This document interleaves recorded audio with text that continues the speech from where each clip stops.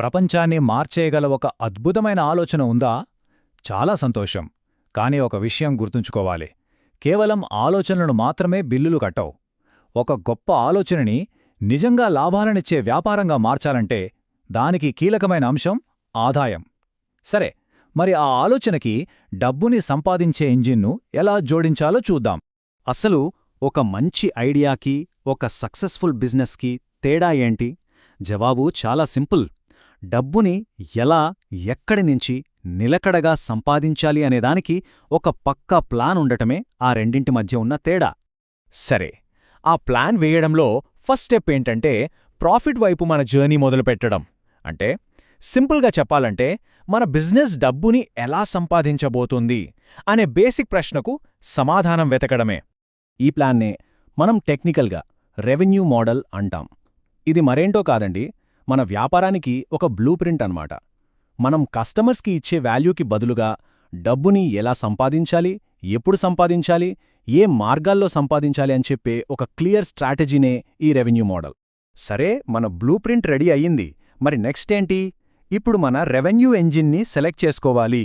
అంటే ఏంటంటే మనం వేసుకున్న ప్లాన్ని నిజంగా అమలు చేసే పద్ధతులని ఎంచుకోవడం. సింపుల్గా మన బిజినెస్లోకి డబ్బుని తీసుకొచ్చే మెషీన్లు ఇవేనన్నమాట. సాధారణంగా చూస్తే ఇక్కడ రెండు మెయిన్ దారులున్నాయి. ఒకటి డైరెక్ట్ సేల్స్, అంటే ప్రోడక్ట్ అమ్మేయడం, డబ్బులు తీసుకోవడం, అక్కడితో అయిపోయింది. ఇక రెండోది సబ్స్క్రిప్షన్ మోడల్. ఇది అలా కాదు, ఇది ఒక రిలేషన్షిప్ కట్టడం లాంటిది. ప్రతి నెలా డబ్బు వస్తూనే ఉంటుంది. దీనివల్ల మన బిజినెస్కి ఒక స్టెబిలిటీ, ఒక ప్రిడిక్టబిలిటీ వస్తుందన్నమాట. ఇక్కడే ఇంకో ఇంట్రెస్టింగ్ ప్రశ్న వస్తోంది. మన కస్టమర్ల దగ్గర్నుంచే డైరెక్ట్గా డబ్బు తీసుకోవాలా, లేక వాళ్ళ అటెన్షన్ని వేరే వాళ్లకమ్మి డబ్బు సంపాదించాలా? ఫ్రీమియం మోడల్ మొదటి దారిని ఫాలో అవుతుంది. కొన్ని బేసిక్ ఫీచర్లు ఫ్రీగా ఇచ్చి అడ్వాన్స్డ్ ఫీచర్ల కోసం డబ్బులు తీసుకుంటోంది. అదే అడ్వర్టైజింగ్ మోడల్ అయితే రెండో దారి. ఎంత ఎక్కువ మందిని ఆకర్షిస్తే అంత ఎక్కువ యాడ్స్ ప్లేస్ చేసి డబ్బు సంపాదించొచ్చు. అయితే డబ్బు సంపాదించడానికి ఇవే దారులు అనోకకండి. ఇంకా చాలా ఉన్నాయి. మీ ఐడియాకి లైసెన్స్ ఇచ్చి రాయల్టీలు తీసుకోవచ్చు, లేదా మీ ప్లాట్ఫామ్లో జరిగే ప్రతి ట్రాన్సాక్షన్ పైన ఒక చిన్న కమిషన్ తీసుకోవచ్చు. అంతేకాదు, మీకున్న స్కిల్స్తో కన్సల్టింగ్ చేసి కూడా ఫీజ్ చార్జ్ చేయొచ్చు. సరే, మన రెవెన్యూ ఇంజిన్ సెలెక్ట్ చేసుకున్నాం. మరిప్పుడు దానికి ఫ్యూయల్ పోయాలి గదా. ఆ ఫ్యూయలే సరైన ప్రైసింగ్. అసలు మనం ఎంత ఛార్జ్ చేయాలి? ఇది చాలామంది ఫౌండర్స్ ఫేస్ చేసే అతిపెద్ద ఛాలెంజ్లలో ఒకటి. ఈ ప్రైసింగ్ నిర్ణయించడంలో ముఖ్యంగా 3 రకాల ఆలోచన విధానాలుంటాయి. మొదటిది వాల్యూ బేస్డ్, అంటే మన కస్టమర్కి దీనివల్ల ఎంత వాల్యూ వస్తుంది అని ఆలోచించడం. రెండోది కాస్ట్ ప్లస్, అంటే ఈ ప్రొడక్ట్ తయారు చేయడానికి మనకెంత ఖర్చయింది అని లెక్కేసుకోవడం. ఇక మూడోది కాంపిటీటివ్ ప్రైసింగ్, అంటే మన పోటీదారులు ఎంత కమ్ముతున్నారు అని మార్కెట్ని చూడటమన్నమాట. అయితే ఇక్కడ ఒక విషయం గుర్తుపెట్టుకోవాలి. ప్రైజ్ అంటే కేవలం ఒక నంబర్ మాత్రమే కాదు. కస్టమర్ ఆ డబ్బుని ఎలా చెల్లిస్తున్నారు అనేది కూడా చాలా ముఖ్యం. ఇది మనల్ని కొత్త రకం పేమెంట్ మెథడ్స్ వైపు తీసుకెళ్తుంది. దీనికి టైర్ ప్రైసింగ్ ఒక పర్ఫెక్ట్ ఎగ్జాంపుల్. చూడండి, basic plan, pro plan, enterprise plan, ఇలా వేరువేరు లెవెల్స్ ఉంటాయి. బేసిక్ ప్లాన్లో కొన్ని కోర్ ఫీచర్లు, ప్రో ప్లాన్లో మరిన్ని ఫీచర్లు, ఇంకా ఎంటర్ప్రైజ్ ప్లాన్లో అన్నీ ఉంటాయి. ఇలా చేయడం వల్ల చిన్న కస్టమర్ల దగ్గరుంచి పెద్ద పెద్ద కంపెనీల వరకు అందరి అవసరాలకి తగ్గట్టు మనం సర్వీస్ ఇవ్వగలుగుతాం. ఓకే, మోడల్ సెట్ చేశాం, ప్రైస్ కూడా పెట్టేశాం, ఇక మన పనైపోయిందా? అస్సలు కాదు. మనం వేసిన ప్లాన్ వర్కౌట్ అవుతుందా లేదా అని ఎలా తెలుస్తుంది? ఇక్కడే డేటా మనకు హెల్ప్ చేస్తుంది. కరెక్ట్ మెట్రిక్స్ని ట్రాక్ చేస్తేనే మన నిర్ణయాలు కరెక్టో కాదో తెలుస్తుంది.